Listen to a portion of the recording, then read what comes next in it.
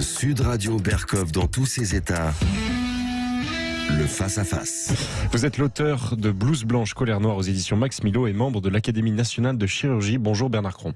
Bonjour les amis, je suis ravi d'être encore ministre de la Santé puisqu'on a commencé il y a 5 ans lors de la précédente législature. Exact. Et peut-être quand on aura un nouveau ministre de la Santé au gouvernement, peut-être que vous me réélirez ministre de la Santé pour en discuter de leur programme. Mais il n'est pas question de vous réélire parce que vous resterez notre ministre de la Santé permanent, mon cher Bernard. Eh bien, j'en suis ravi. Alors, vous parlez de trous.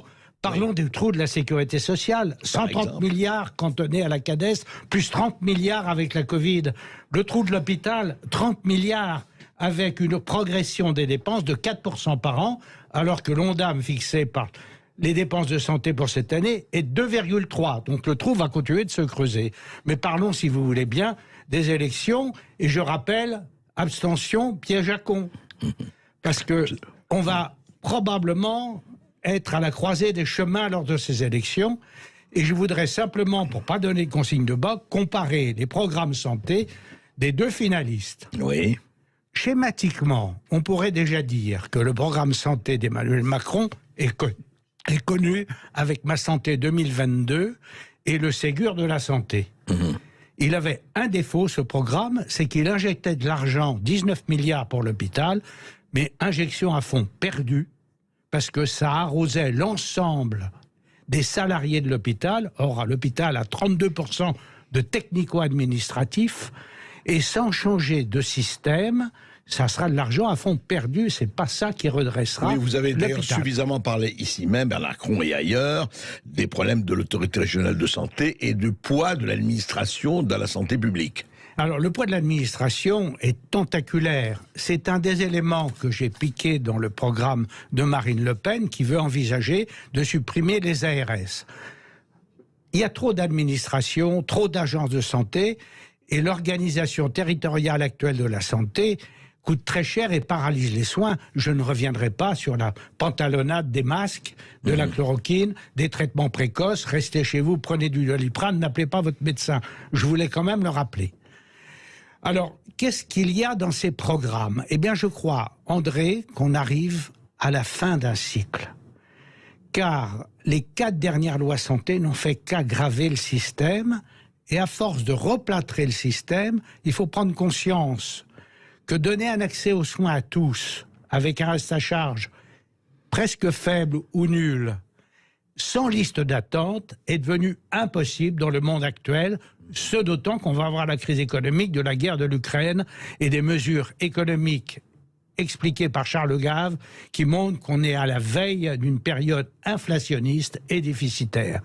Alors, je crois que l'ensemble du système est à reconstruire. Complètement. Complètement. Je crois qu'injecter de l'argent dans un système moribond ne fera que retarder le système, retarder l'échéance. Alors, qu'est-ce qu'il y a de bien dans les programmes? Eh bien, j'ai pas trouvé grand-chose, ni pour l'un, ni pour l'autre. Marine Le Pen s'est obnubilée sur la préférence nationale, l'aide médicale d'État, qui effectivement coûte cher et qui n'est pas contrôlée, sur les fraudes à la carte vitale, qui sont réelles, et il suffirait de faire une carte vitale infalsifiable, biométrique, pour lutter contre ces fraudes. Mais c'est pas ça qui change le système. Ça permettra peut-être de récupérer un petit peu d'argent. D'autre part, certains deux candidats veulent faire venir des médecins étrangers, d'autres veulent au contraire empêcher leur arrivée. Mais actuellement, avec le numerus clausus, qui n'est pas changé, contrairement à ce qui a été annoncé, sans médecins étrangers, la France serait encore plus paralysée. Et puis, il faut 10 ans pour faire un médecin. Il faut 10 ans pour faire un médecin. Ouais. Donc, les deux candidats ne proposent aucune solution pérenne. Donc, ça ne vous incitera pas pour choisir votre bulletin de vote, et ce n'est pas mon objet. Par contre, je peux faire des idées pour que le prochain ministre de la Santé, quel que soit son bord politique, puisse trouver de bonnes idées. J'ai discuté avec un conseiller d'un candidat battu qui avait comme idée de mettre une 4e année d'internat de médecine générale. Mais c'est complètement ubuesque. Les études de médecine générale sont trop longues. D'accord. On forme des médecins. On pourrait former, alors, Bernard Cron, soyons clairs et précis, on pourrait former un bon médecin généraliste, à votre avis, en combien de Mais il faut changer, déjà, il faut tordre le bras des doyens. Parce que les doyens jaloux de leur chair et de leurs sciences fondamentales, veulent continuer de bourrer le crâne des étudiants avec des choses qui sont soit inutiles, soit peu utiles pour exercer la médecine générale. Mais ça, on peut les contraindre, non? On peut les contraindre, mais il faut une volonté politique. Elle n'est pas là pour l'instant. Il faudrait changer le deuxième cycle des études de médecine, c'est-à-dire ce qui prépare à l'internat de médecine générale. Si, lors du deuxième cycle des études de médecine générale, on faisait de la clinique, de la thérapeutique, des stages dans les multiples maisons médicales qui ont poussé un peu partout, par compagnonnage, on formerait en très peu de temps d'excellents médecins généralistes. Or, les former avec un internat de 4 ans forment des spécialistes de médecine générale qui vont exercer non pas en médecine générale, mais dans des spécialités de médecine internistes. On passe tout de suite à la spécialité. Voilà. Voire même dans les médecines douces, qui sont beaucoup mieux rémunérées, à 70 € la consultation contre 25. C'est des formes, c'est des idées très simples, qui sont à la portée de tout le monde, mais il faut une volonté politique. Or, je crois que la volonté politique n'est pas là. Il y a un candidat qui est obnubilé sur la lutte contre les étrangers et contre les fraudes, et qui ne propose pas de réforme du système, et un autre candidat qui continue son programme avec le Ségur Santé et Ma Santé 2022, qui envisageait, et je crois qu'il a renoncé, de créer la grande Sécu. Il faut savoir que l'Sécurité sociale, qui est issue de la période pré-révolutionnaire de 1945, avec le Conseil national de la résistance, à l'époque où le général de Gaulle avait été à Moscou pour éviter une révolution en France, c'est un système qui est encore très socialisant et très communiste. On ne peut pas, à 25 € la consultation, avoir des médecins généralistes qui acceptent de travailler 70 heures par semaine. Mais alors justement, vous dites, et vous avez commencé par ça, Bernard Cron, en disant, écoutez, là pour le moment, il y a les files d'attente, il y a ce qu'on paye. Alors, quoi faire? C'est-à-dire, il faut en fait, en fonction soit du patrimoine, soit des revenus de chacun, payer selon peut-être ses revenus. Est-ce qu'il faut une échelle? Parce que, évidemment, le Français qui gagne 1 000 € par mois, il doit aussi être soigné, et il ne peut pas payer comme celui qui gagne 10 000 ou 15 000 € ou même 8 000 €. Est-ce qu'il faut proportionnaliser tout ça? Est-ce qu'il faut... Le paiement est un gros problème, et c'est le rôle des complémentaires sur des contrats précis qui restent à mettre au point, qui ne sont pas au point, pour payer les compléments d'honoraires des médecins. Vous parlez des mutuelles. Les mutuelles et les assurances complémentaires. Et on a reçu quelqu'un récemment sur les mutuelles en disant que beaucoup, enfin on ne va pas généraliser, mais juste un mot là-dessus, qui disait que justement certains faisaient presque des opérations immobilières dans aux Bermudes, plutôt que de redistribuer à leurs actionnaires, enfin alors à tous un dividende, ce qu'ils devraient faire. Vous avez mis le doigt dessus. Sur une mutuelle, sur une cotisation de complémentaire, sur 100 €, on estime que 57 € seulement revient à la distribution des remboursements de soins pour la chambre sol et les honoraires. Oui. Mais on ne peut pas continuer à faire une médecine de qualité avec un médecin généraliste, avec une consultation à 25 €, complétée par le ROSP. Le ROSP, c'est quoi? Le ROSP. Alors, on coche des cases, et en fonction qu'on a coché les bonnes cases, sur objectifs de santé, sur la tension artérielle, du cœur, du diabète, on arrive à obtenir des suppléments. D'accord, je comprends. Comme on ne peut pas augmenter les consultations, puisque, vu le nombre de consultations chaque année, on donne des primes. Mais des primes à la médiocrité, ça n'apporte rien à la qualité de la médecine. On va continuer à en parler avec vous, Bernard Cron, après cette petite pause. Et exceptionnellement, ce vendredi, vous nous appelez au 0826 300 300. Le parfum Terre de France, 100% des bénéfices au service de notre pays, présente... Ici Sud Radio. Les Français parlent au français. Les carottes sont cuites. Les carottes sont cuites. Sud Radio Berkov dans tous ses états. Les carottes sont cuites, c'est un petit peu le constat de Bernard Cron. On va continuer à en parler jusqu'à 13h. Et nous sommes avec Julien qui nous appelle du Val-de-Marne. Bonjour Julien. Oui, bonjour Julien. Bonjour André, bonjour Dr Cron et bonjour à vous Augustin. Bonjour. Effectivement, je voulais rebondir à ce que vous disiez qui est extrêmement intéressant. Je crois qu'il y a deux visions en fait de la France qui vont s'affronter dimanche. et qu'il ne faut pas être dupe de tout ça. On a vu de quoi M. Macron était capable durant ces 5 dernières années sur le plan de la santé. Alors si les Français veulent une santé à l'américaine, c'est-à-dire une santé à 3 vitesses où ça va vous coûter relativement cher pour vous soigner pour ceux qui le pourront, effectivement, il faut continuer à voter pour celui qui a détruit l'hôpital public, qui nous a endettés à plus de 600 milliards et qui nous a montré sa soumission totale à l'Union européenne, à McKinsey et au lobby, notamment de Pfizer. Et je crois que Mme Le Pen, même si on peut discuter des choix, moi c'est pas mon premier choix, mais il faut lui reconnaître qu'elle fait le choix de la souveraineté de la France et d'une politique non alignée, populaire et beaucoup plus unique que ce qu'on veut nous faire croire. Hein. C'est pas le fascisme. Moi, pour ma part, je pense que le fascisme, c'est l'extrême centre de M. Macron. Hein, faut jamais l'oublier. Et bien, effectivement, faudra voter en toute connaissance de cause. Mais sur le plan de la santé, il ne faut pas oublier que M. Macron, il a commandé avec Mme von der Leyen 10 doses par Européen de Pfizer Moderna. Donc si les Français veulent continuer avec cette politique complètement folle, à refuser les traitements, à en fait gérer la politique par les lobbies et par la Commission européenne, continuons là-dedans et on aura effectivement un hôpital public qui sera mort dans les années qui arrivent. Hein. Okay. Je crois que c'est très important, j'en finis là, André, c'est qu'en fait Macron est en fait très faible avec les forts et impitoyable avec les faibles. C'est un lèche-botte avec ceux qui sont au-dessus de lui et un tyran avec ceux qui sont en dessous. Donc le 24 avril, écoutez, je pense qu'il y a un impératif de salut public. Soit vous votez pour l'extrême centre, soit vous votez pour Mme Le Pen qui n'a jamais été aux manettes. Écoutez, c'est votre opinion, Julien, et effectivement ici, toutes les opinions s'expriment. Mais revenons à la santé, justement, par rapport à ce que dit Julien, Bernard Cron. Est-ce que c'est aussi tranché que ça, que ce que le dit Julien? Non, c'est pas tranché du tout, parce que aucun des deux candidats, en ce qui concerne la santé, n'ont une vision claire de ce qu'il faudrait faire. Je vais vous donner 2 exemples. Un médecin généraliste passe 25% de son temps à faire de l'administration.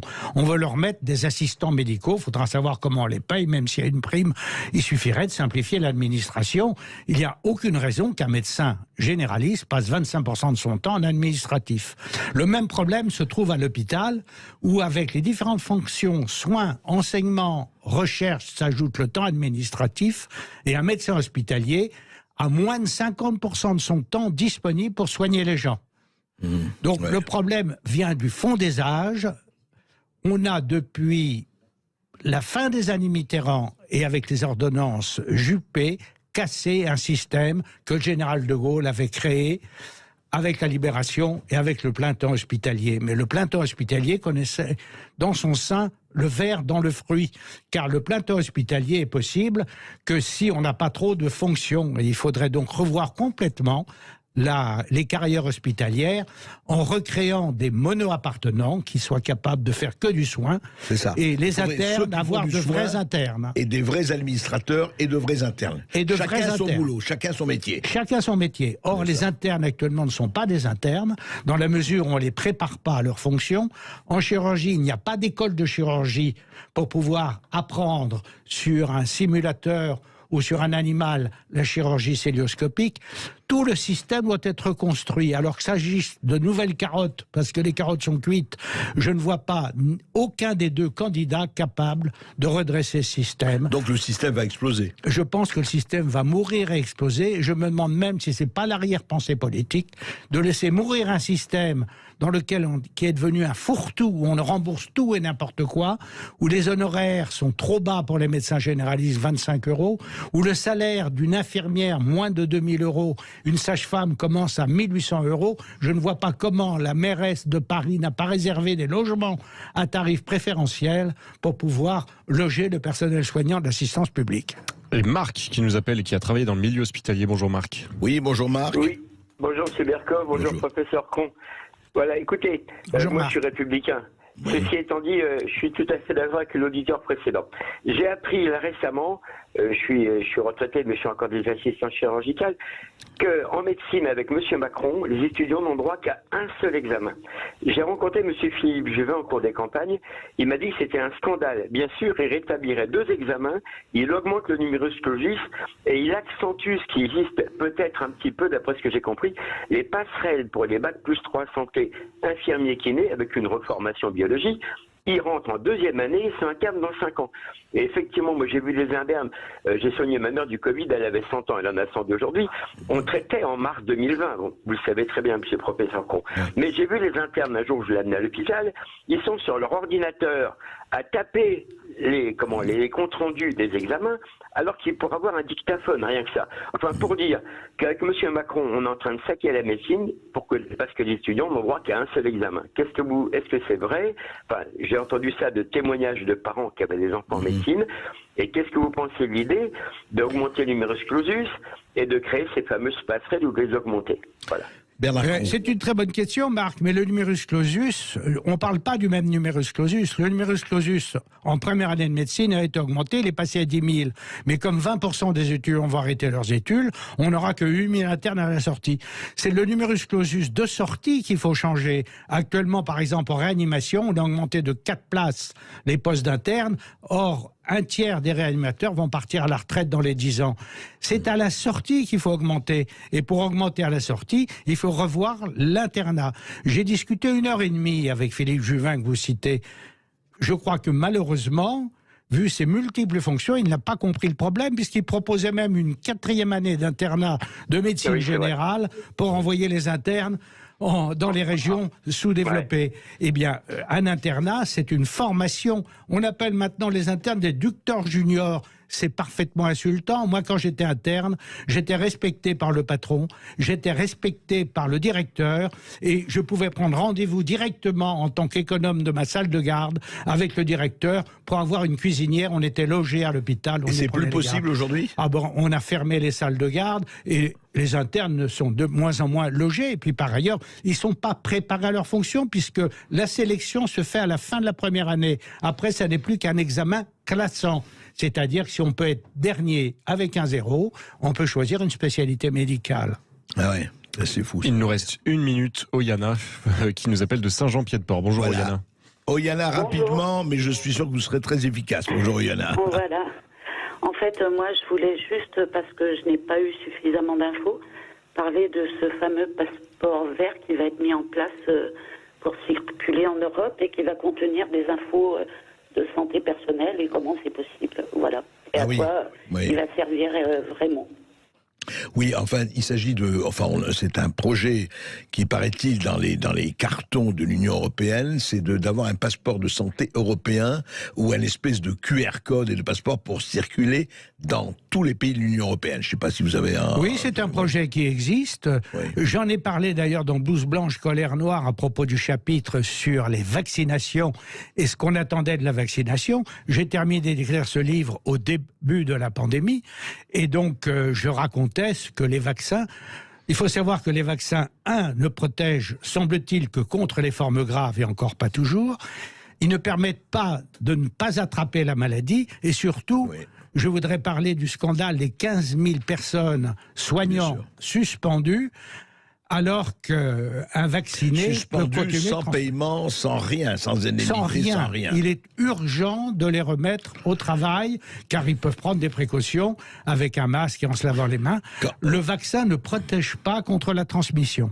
Alors, Bernard Cron, merci. Oyana, nous évidemment suivrons cette histoire du pass européen. Pour le moment, c'est dans les papiers, mais nous le suivrons bien sûr. Merci à vous, ministre de la Santé. Bernard Cron. De votre accueil. Et vous avez l'honneur d'être suivi par Michel Onfray, que vous recevez jusqu'à 14h en Berkoff avec Céline Alonso.